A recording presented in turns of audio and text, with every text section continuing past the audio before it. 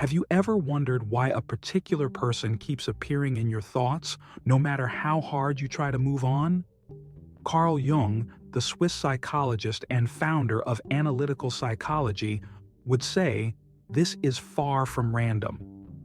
Jung's groundbreaking work reveals that the people who linger in your mind often carry messages from your unconscious, messages about yourself, your hidden desires, and even the parts of you that you've yet to embrace.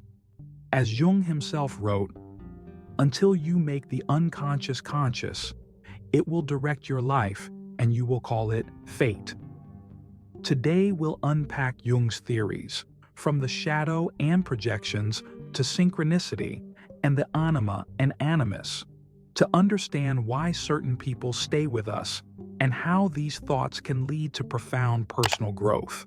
Jung believed that recurring thoughts about someone aren't a coincidence, they're a signal from your unconscious mind. These thoughts often reflect unresolved emotions or hidden truths about your inner world. In his book, Modern Man in Search of a Soul, Jung describes the unconscious as a force that constantly communicates with us, even if we don't realize it. He writes, "The unconscious is not just evil by nature, it is also the source of the highest good.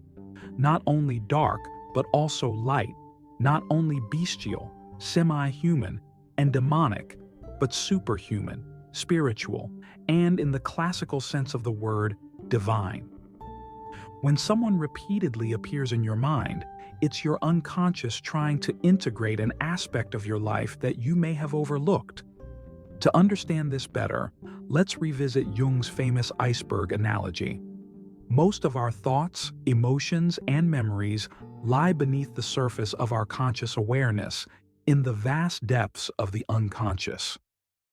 As Jung explains in The Structure and Dynamics of the psyche is not of today.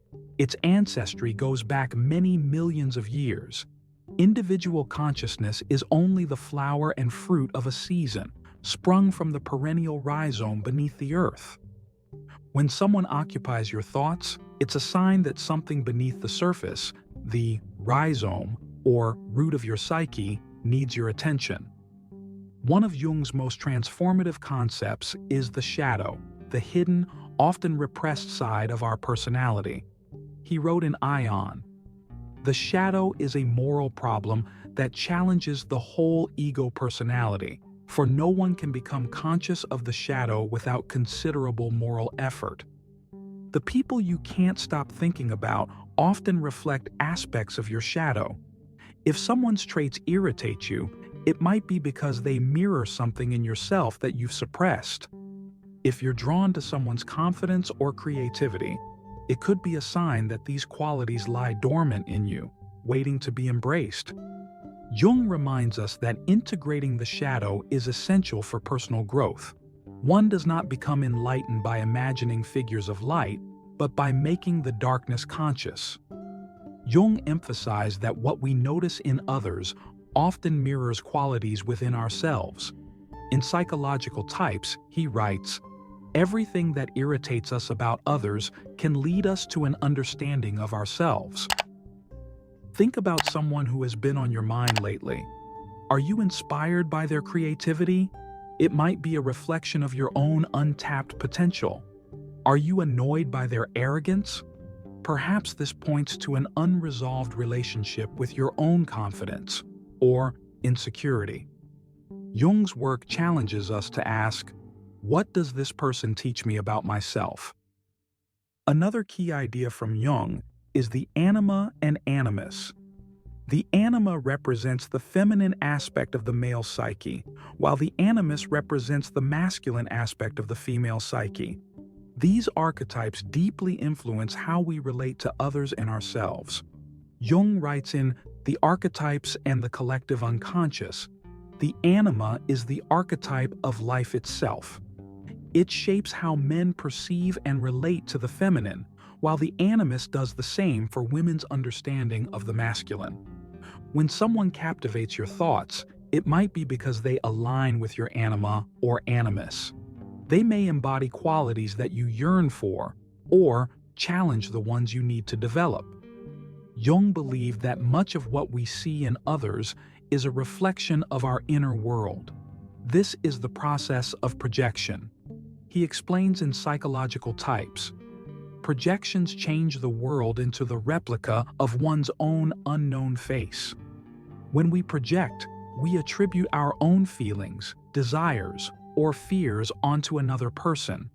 This is why someone can occupy your thoughts. They become a screen for your own inner world. Jung saw this as an opportunity for growth. By exploring our projections, we can reclaim these traits and integrate them into our conscious selves. Have you ever thought about someone only to run into them unexpectedly? This is what Jung called synchronicity. In Synchronicity, and a causal connecting principle, he describes it as a meaningful coincidence of two or more events where something other than the probability of chance is involved. Jung believes synchronicity revealed a profound connection between your inner world and outer events. When someone repeatedly shows up in your thoughts or your life, it's a sign to pay attention. What message is your unconscious trying to convey? To understand why someone stays in your mind, Jung suggests reflection and action. He writes in the Red Book, "Who looks outside dreams, who looks inside awakes." Examine your emotions. What feelings does this person evoke?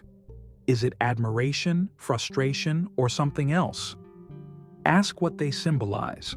What traits or memories do they bring to the surface? Take action. How can you use these insights for personal growth? For Jung, personal transformation begins with awareness.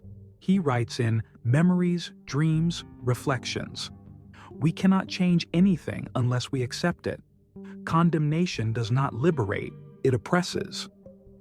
When you explore the reasons behind your recurring thoughts, you begin to liberate yourself from unconscious patterns. These thoughts are rarely about the other person. They're about you and your journey toward self-understanding. Jung's teachings remind us that the people who occupy our minds are mirrors of our inner world. As he famously wrote, "Your visions will become clear only when you can look into your own heart. Who looks outside dreams. Who looks inside awakes." So, the next time someone lingers in your thoughts, take it as an opportunity to learn. What lessons are they teaching you? How can they guide you toward deeper self-awareness? Thank you for watching. If you found this video insightful, please like, comment, and subscribe. Share your thoughts below. What part of Jung's wisdom resonated with you the most? I can't wait to hear your insights. See you next time.